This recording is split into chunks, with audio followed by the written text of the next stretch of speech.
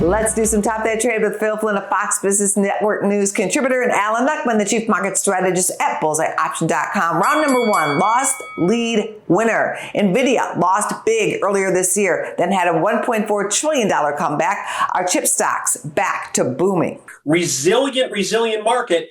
And so we had a 50-point drop. We went from 150 down to about 95. Let's just say 50-point drop to 100. And if you put that distance on those old highs at 150, that target's 200, which is still another 33% up above.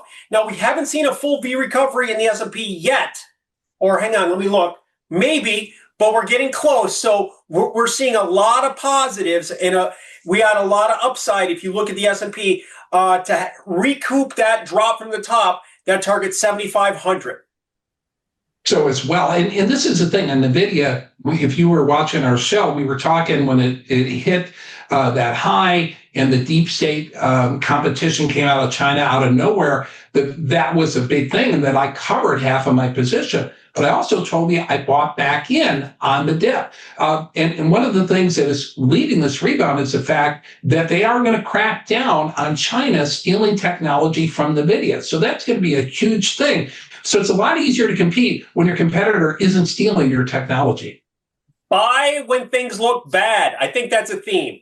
Round two, oil's well or over. Pick an energy play for a pop on the pullback. I think oil is well and probably better than it ever has been before, because what we're going to look at in the oil market going forward is more about supply and demand and less about geopolitical risk. Yeah, and this was just a price pop, and now it's giving us a second chance, this profit-taking pullback as things stabilize. Round three, rate reality. The Fed under pressure to cut rates. Is that the reality for the stock market in record territory? If you look at the 10-year note yield, it's been trading between 375 and 475 for more than a year. So right now we're right about in the middle, but the dollar continues to make new relative lows. New 3.5-year lows were made in the dollar here this week. So that can be very supportive.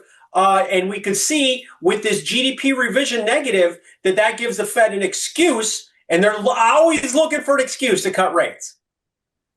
Agree. I mean, despite the fact that things seem to be hunky-dory in the stock market, there are signs of pain. And one of that is the housing market. If you look at the builders right now and people trying to buy homes, they can't do it. The rates are too high. Builders are telling me, hey, we can't speculate on the oil market on the building market. We can't build spec homes because rates are too high. So we're hearing pain in the housing sector. And if you want Americans to have that American dream, I think we need to cut rates. Listen, the economy is doing good, but it's not on fire right now. We saw that in the GDP, and inflation is trending down. Even though we got a slightly hotter PCE, it's trending low. And besides, we're falling behind Europe. They have already cut interest rates 8 times in the last year. Bells are ringing for your bonus round question today. Billionaire Jeff Bezos and soon-to-be billionaire bride Lauren Sanchez are having a blowout wedding weekend in Venice. The best estimate on the cost per guest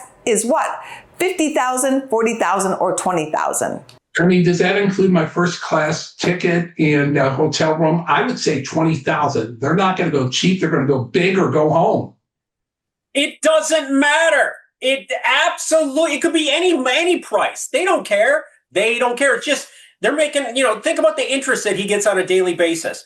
But anyways, let's go with the highest number. Let's go with 50. The answer, according to TMZ, is $50,000 per guest. Alan, you win. Business First AM. We'll be right back. Not invited. Me either. I can't say. I was supposed to keep it a secret.